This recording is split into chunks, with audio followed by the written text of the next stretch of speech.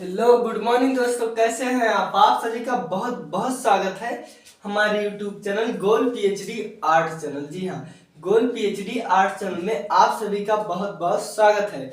जैसे इसके पहले वाली वीडियो में हम लोग जो है सौंदर्य शास्त्र की परिभाषा पढ़ चुके थे, उसका वर्गीकरण पढ़ चुके थे कि वो कितने भागों में बटा है, वो कहां से आया है। तो आज हम क्या पढ़ेंगे, सौंदर्य शास्त्र और काव्य शास्त्र में पारस्परिक संबंध कि ये सौंदर्य शास्त्र जो है और काव्य शास्त्र है, ये दोनों में संबंध क्या है। आज हम और आप इसी विषय पे चर्चा करेंगे। तो पहले हम जान लेते हैं शास्त्र किसे कहते हैं। ठीक है, शास्त्र कल की वीडियो में मैं नहीं बता पाया था। ठीक है, शास्त्र देखिए, शास्त्र किसे कहते हैं, ये बहुत महत्वपूर्ण प्रश्न है। पहले ये तो जान लीजिए शास्त्र किसे कहते हैं। तो किसी भी पदार्थ, ठीक है, देखिए किसी भी पदार्थ अथवा ज्ञान को ज्यों का त्यों प्रस्तुत करना, क्रमबद्ध तरीके से प्रस्तुत करना ही शास्त्र कहलाता है। देखिए किसी पदार्थ व ज्ञान को ज्यों का त्यों ज्यों का त्यों ज्यों का त्यों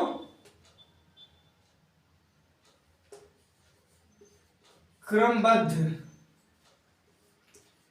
तरीके से, ठीक है, क्रमबद्ध तरीके से प्रस्तुत करने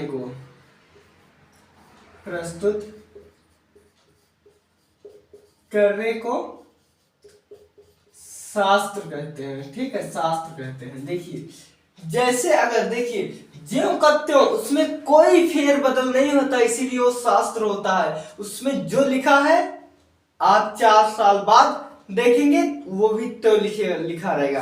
मान लो आपका जो किताब होता है, देखिए जो नॉर्मल किताब होता है उसमें फेर बदल कुछ कोई भी कर सकता है, कोई भी लेखक उसमें अपने अनुसार जो है फेर बदल कर सकता है, लेकिन शास्त्र में कोई कर नहीं सकता। क्यों? हाँ, वो अपने अनुसार, ठीक है, इस दार्शनिक के अनुसार ये होगा, उसमें बढ़ा सकता है कि इस व्यक्ति के अनुसार ये होगा, लेकिन वो उसको काट कर जो है, उसको काट कर उसमें कुछ नहीं कर सकता, इसलिए वो शास्त्र होता है। किसी भी पदार्थ अथवा ज्ञान को ज्यों का त्यों प्रस्तुत करना, ज्यों का त्यों प्रस्तुत करना ही शास्त्र कहलाता है। ठीक है दोस्तों, चलिए अब हम देख लेते हैं सौंदर्य शास्त्र। भाई सौंदर्य शास्त्र को समझ पाना, सौंदर्य शास्त्र को समझ पाना बहुत मुश्किल काम है। क्योंकि मुश्किल मैं इसलिए बता रहा हूं, जब आप पढ़ने लगेंगे तो आसान हो जाएगा, लेकिन मुश्किल इसलिए है कि क्योंकि जब आप पढ़ोगे ना तो आपको लगेगा कि सभी दार्शनिक एक ही बात कह रहे हैं, और ऐसा ही आप पाएंगे कि एक ही बात कर रहे हैं, लेकिन नहीं, आपको लगेगा आप बहुत कंफ्यूज होंगे। तो इसलिए मैं वही चीज आपके सम्मुख प्रस्तुत करूंगा जो सही है, जो हमें पता चला है वही चीज। देखिए क्या होता है, पेपर में पूछ लिया कि विद्यार्थी से कि सौंदर्य शास्त्र और काव्य शास्त्र में पारस्परिक संबंध अपने अनुसार लिखिए, ठीक है, अपने मतानुसार। तो क्या करेंगे बच्चे, जो लिखाया रहता है बुक के अनुसार वही उस छाप देते, नहीं, अपना भी विवेक लगाइए थोड़ा सा।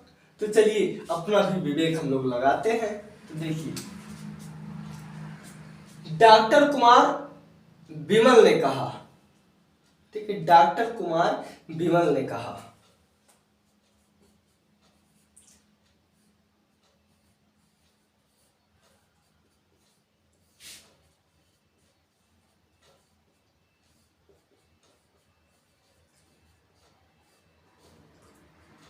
देखिए डॉक्टर कुमार विमल ने कहा, क्या कहा, सौंदर्य शास्त्र काव्य शास्त्र का ही विकसित रूप है। इसके पहले भी वीडियो में हमने यही बताया है।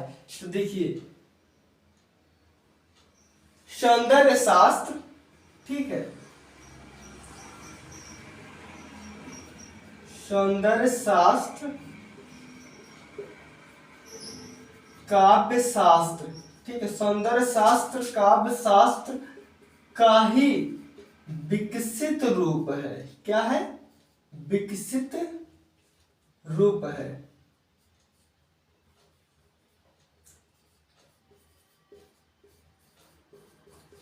यहां तक ठीक है कि जो है सौंदर्य शास्त्र काव्य शास्त्र का ही विकसित रूप है पाश्चात्य तथा पूर्वी काव्य शास्त्रीय परंपराओं। ठीक है, पाश्चात्य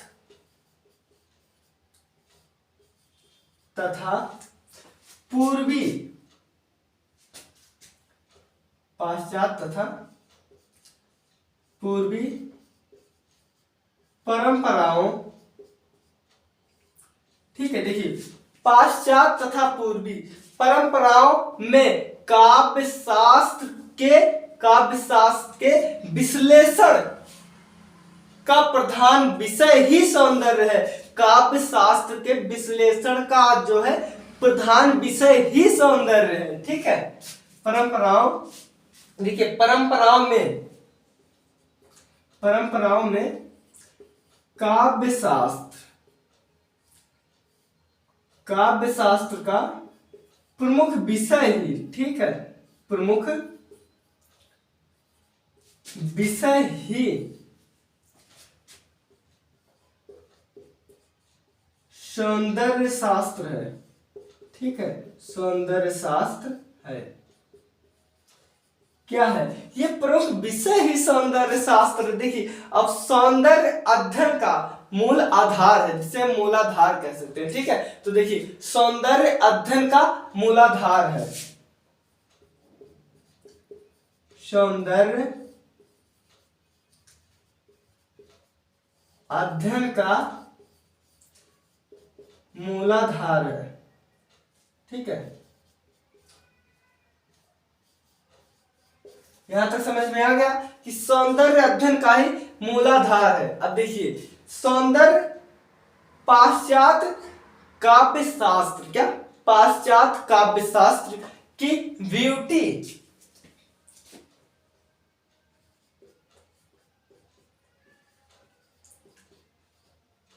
पाश्चात्य काव्य शास्त्र की ब्यूटी, ठीक है, ब्यूटी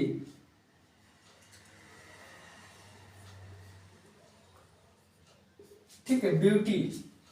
देखिए पाश्चात्य काव्य शास्त्र सौंदर्य शास्त्र को ही ब्यूटी कहते हैं। ठीक है, ब्यूटी, एक्सीलेंस, सबलाइम,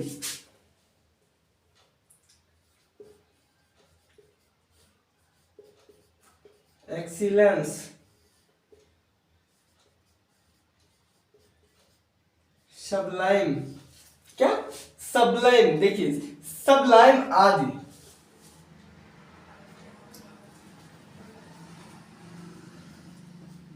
ये सब वही है ना, एक्सीलेंस मतलब एक्सीलेंट, सबलाइम। तो देखिए पाश्चात्य काव्य शास्त्र की ब्यूटी जिसे सौंदर्य कहते हैं, ठीक है, एक्सीलेंस, सबलाइम आदि आदि तथा, देखिए ये तो हो गया आपका पाश्चात्य काव्य, ठीक है, आदि, ये हो गया आपका पाश्चात्य काव्य। अब हम देख लेते हैं भारतीय काव्य में। ये चीज देखिए ब्यूटी, एक्सीलेंस और सबलाइम, ये होता है पाश्चात्य सौंदर्य में, ये पाश्चात्य काव्य में होता है। अब हम देख लेते हैं भारतीय काव्य में क्या होता है। ठीक है, भारतीय काव्य में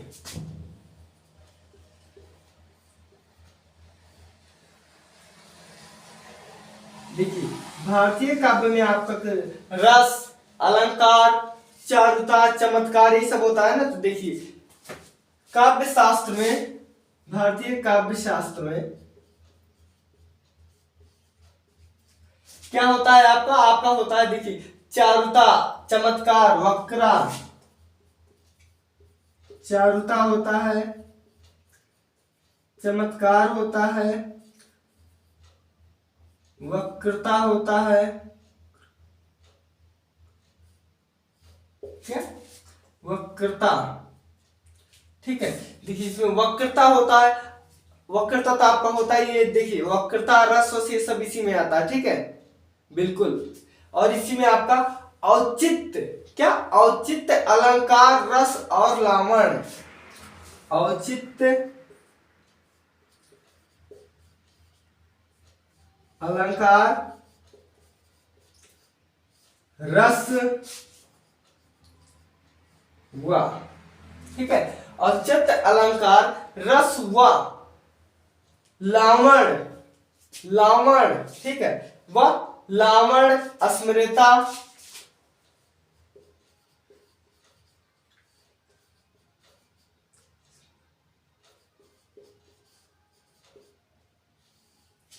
ठीक है, अस्मृता आदि शब्द भेद से सौंदर्य,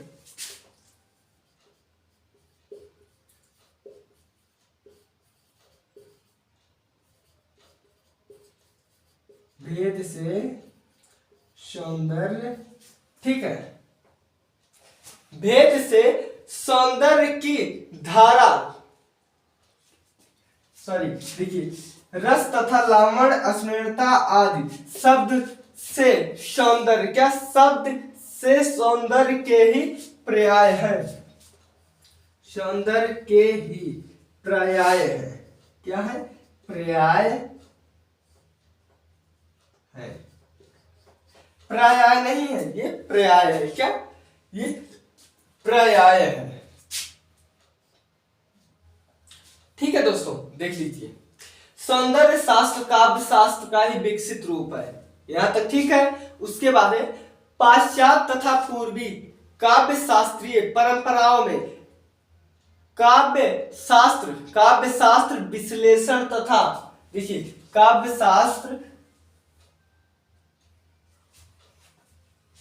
देखिए परंपराओं में काव्य शास्त्र, ठीक है, काव्य शास्त्र का प्रमुख विषय ही सौंदर्य शास्त्र है, काव्य शास्त्र का प्रमुख विषय ही सौंदर्य शास्त्र है, सौंदर्य अध्ययन का मूलाधार है, ठीक है, सौंदर्य जो है ये अध्ययन का मूल आधार है, जिसे मूलाधार कहें, ठीक है, यही मूल आधार है आपका। इसके बाद पाश्चात्य काव्य में जो होता है, पाश्चात्य काव्य की ब्यूटी, एक्सीलेंस और सबलाइम आदि होता है, ठीक है। और हमारे भारतीय में क्या होता है, भारतीय काव्य शास्त्र में चारुता, चमत्कार, वक्रता, अलौकिक, अलंकार, रस, लावण्य, रमणीयता आदि शब्द भेद से सौंदर्य के ही पर्याय है, क्या पर्याय है। अब देखिए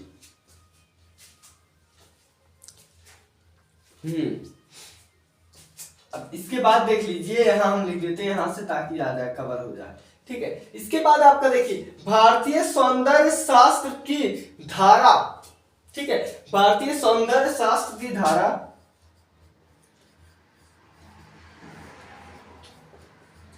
भारतीय सौंदर्य शास्त्र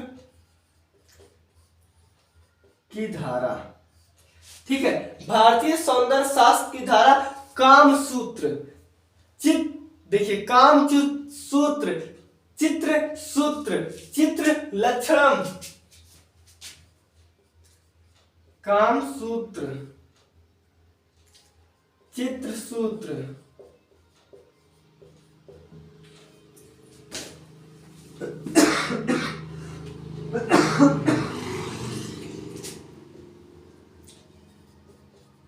चित्र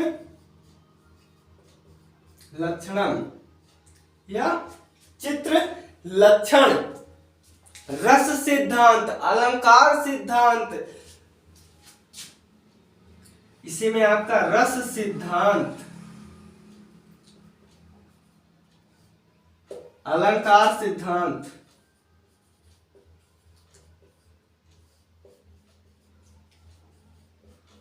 ठीक है, अलंकार सिद्धांत और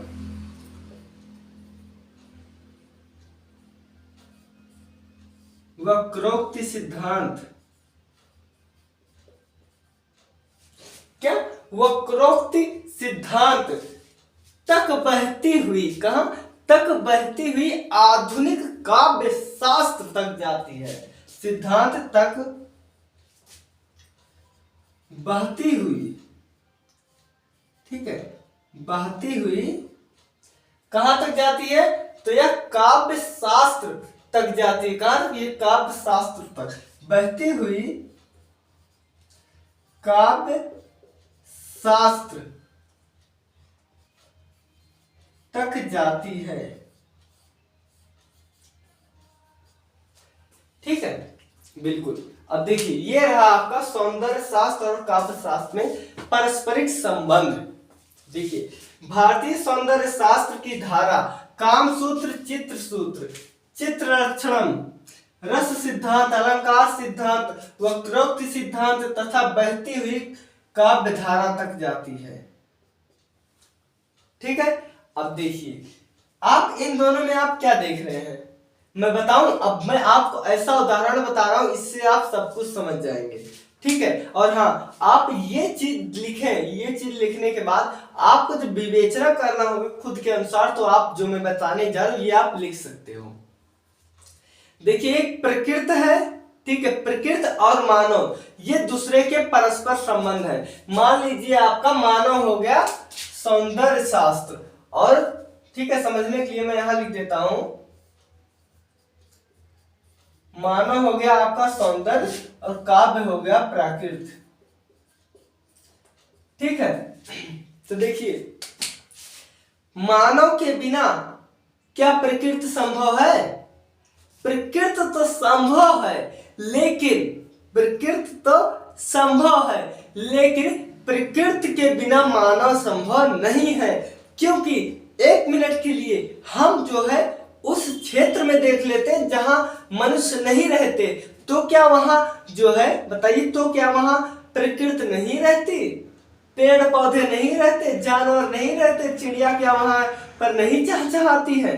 क्या वहां के झरने जो है कलनाद नहीं करते हैं? क्या वहां मोर नहीं नाचते हैं? नाचते हैं ना। देखिए, वहां मनुष्य तो नहीं है, लेकिन प्रकृति सारी क्रिया कर रही है ना। और यहां देखिए, मनुष्य और प्रकृति दोनों जब साथ साथ रहते हैं ना, तो एक यूं मान लो कि तब समाज का कल्याण होता है। किसका? समाज का। उसी तरह देखो, ये काव्य शास्त्र तो आपका जो है प्रकृत हो गया, और सौंदर्य शास्त्र आपका मानव हो गया। समझने के लिए मैं बता रहा हूं। तो देखिए, मानव प्रकृति के बिना नहीं रह सकता, उसी तरह जो है सौंदर्य काव्य के बिना नहीं रह सकता। एकदम साफ स्पष्ट लिखा है, सौंदर्य शास्त्र काव्य शास्त्र का ही विकसित रूप है। काव्य शास्त्र का ही विकसित रूप है। ठीक है, हाँ, काव्य शास्त्र का ही विकसित रूप है। बोलो कैसे? देखिए, हम लोग जब लकड़ी पेड़ से काट कर लेकर आते हैं लकड़ी, तो क्या हम लकड़ी पर सो जाएंगे? एक पेड़ की तना पर क्या आप सो जाओगे उतना ही चैन से जितना आप उस लकड़ी के बनाए हुए तखत या बेड पर सोते हो?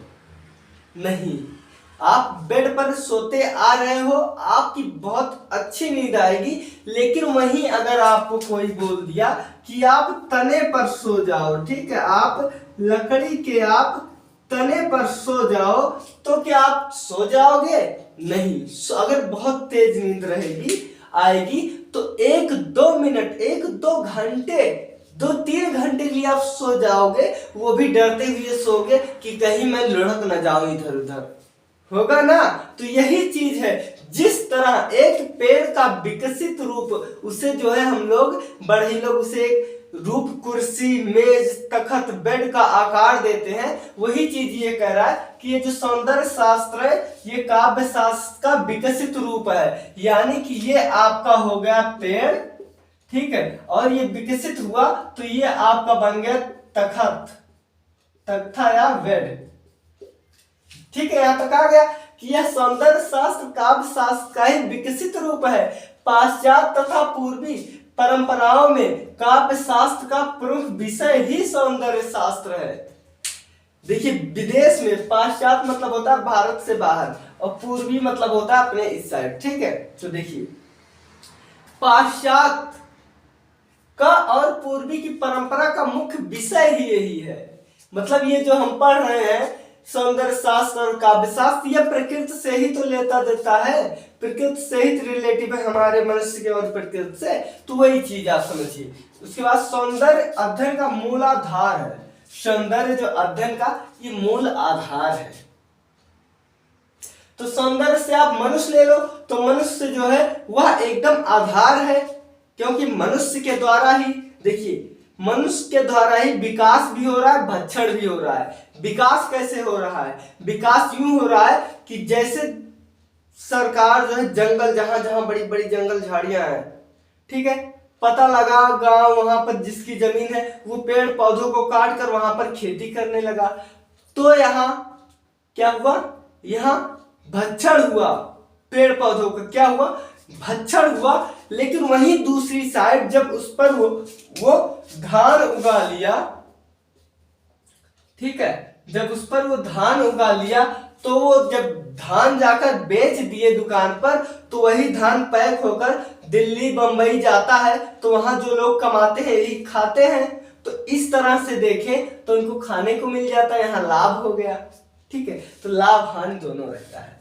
अब देखिए मुख्य बात देखिए कि पाश्चात्य काव्य में, हमारे यहाँ का ये है भारतीय और इनका है पाश्चात्य, इनमें जो है ब्यूटी, एक्सीलेंस, सबलाइम होता है, ठीक है, सौंदर्य वही चीज है। और वही चीज हमारे यहाँ चारुता, चमत्कार, वक्रता। अब देखिए मैं प्रकृति से समझा रहा हूं तो आप ये भी समझ जाइए। प्रकृति मान लो आप पाश्चात्य, हम लोगों को मान लीजिए भारतीय। तो देखिए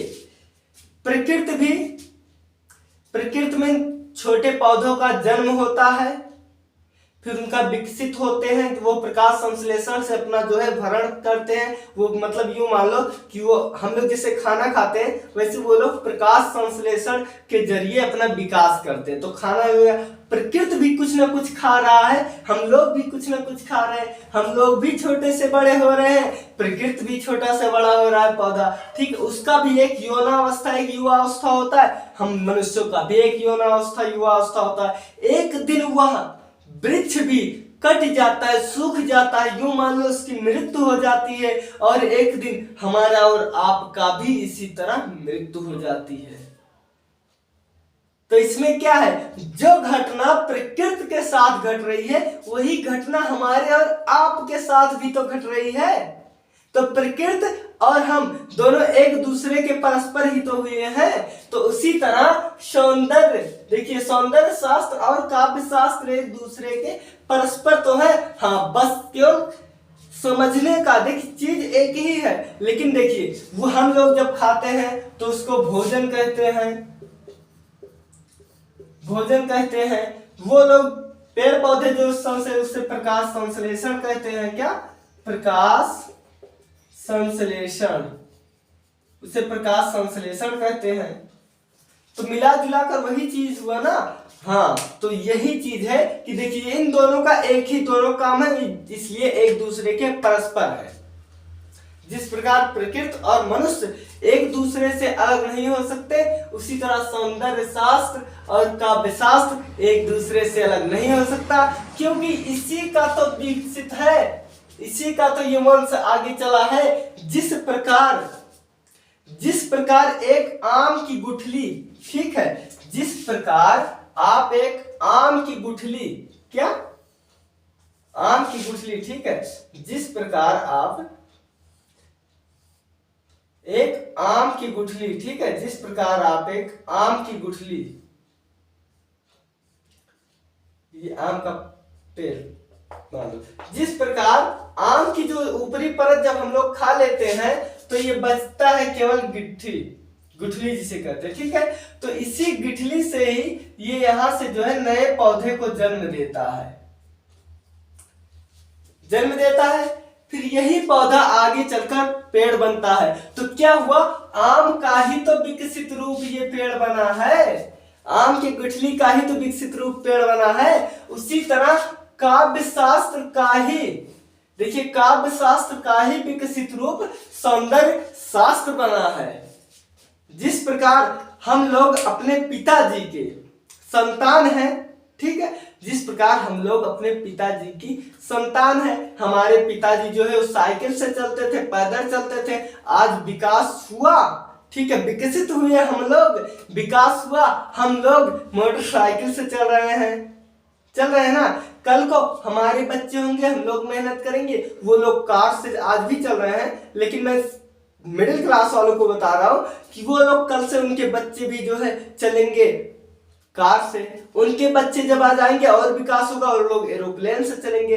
तो एक दूसरे के परस्पर ही है। आप ये लिखने के बाद जो मैं बताया, अगर आप इसे भी लिख देते हो कि मतानुसार, प्रश्न में क्या देता है कि सौंदर्य शास्त्र और काव्य शास्त्र पर अपने मतानुसार प्रकाश डालिए या अपने मतानुसार लिखिए। आप भैया एमए कर रहे हो, मास्टर डिग्री कर रहे हो, तो आप इतना विकास तो आपके मस्तिष्क का होना ही चाहिए। तो यही है पारस्परिक संबंध।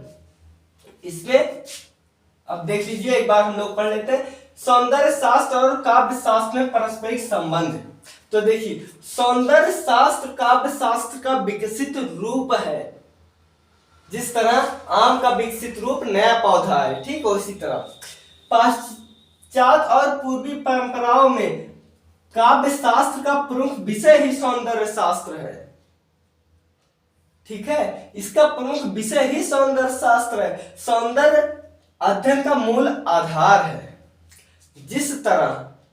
जिस तरह खाने पीने के बाद जो गेहूं या धान बच जाता है, वही हम लोग नए बीज फसल बोने में काम करते हैं। माना जाता है, हमारे नाना जी कहते थे और हमारी अम्मा जी भी कहती हैं कि खाने से जो बचता है वही बीज के लिए रखा जाता है, और मरने से जो बचते हैं जो लोग, वही आगे जो है पीढ़ी को, देखिए, वही आगे जो है अपने पीढ़ी को परंपरागत लेकर जाते हैं, नाम उनका चलता है। ठीक है, देखिए पाश्चात्य काव्य में क्या है, ब्यूटी है, एक्सीलेंस है, सबलाइम है। ये सब वही चीज है जो हम लोगों के यहाँ चारुता, चमत्कार, वक्रता, अचैत, अलंकार, रस, लावण, स्मरणीय शब्द है, वही उनके यहाँ इस भाषा में है, हमारे यहाँ इस भाषा में है।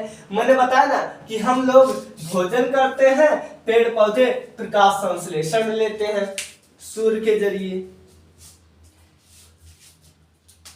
अब इधर देख लीजिए, भारतीय सौंदर्य शास्त्र की धारा काम सूत्र, चित्र सूत्र, चित्र लक्षण, रस सिद्धांत, अलंकार सिद्धांत, वक्रोक्ति सिद्धांत तथा बहती हुई काव्य शास्त्र तक जाती है। कहां तक? तो ये पूरा काव्य शास्त्र तक जाती है।